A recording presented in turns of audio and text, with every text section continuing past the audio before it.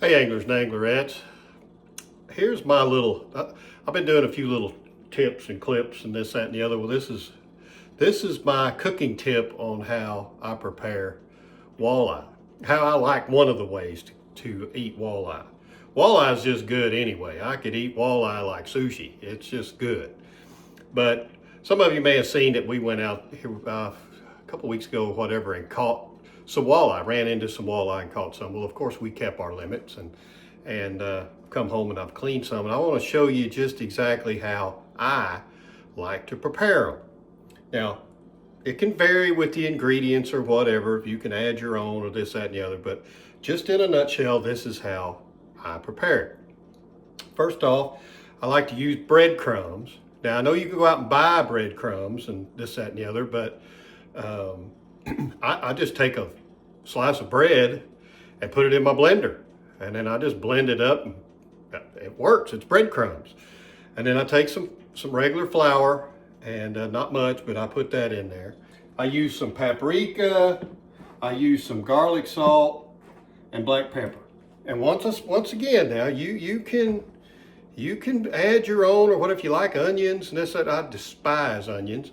And once you get the ingredients there, everything, and you mix it all up on your plate or however you do it, I like to take my walleye fillet first. And for about 20-30 minutes, I like to soak it just in a bowl of milk.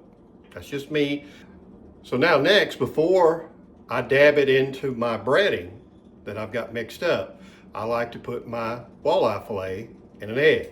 I just work up an egg or whatever and then put it in there and get it good and eggy before I put it in there.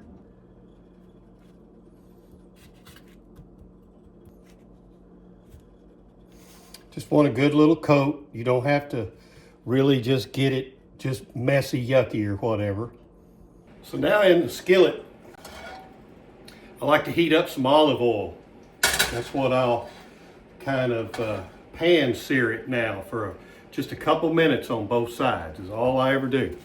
So I've got my fish breaded up. I'm only using one piece right now just for this video.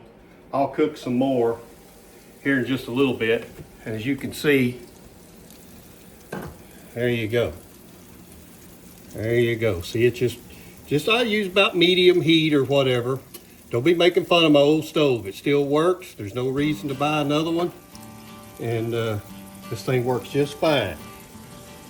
And then on the other side, I flip it. After 2 minutes, I'll flip it over on the other side. And man, it should just be perfect. Now, according to the thickness, if you get a real thick piece or whatever, you might want to do 3 on each side, just according. But this is just your normal, whatever, inch thick or whatever, a little more of walleye, so I'll do 2 minutes on each side. But then, like I said, if it's a little thicker, you can always flip it over in 3 minutes, whatever. Then just check it, and if it's white and flaky, then you know it's perfect. A little sloppy with the turnover, but I got it. Kind of hard doing this with one hand.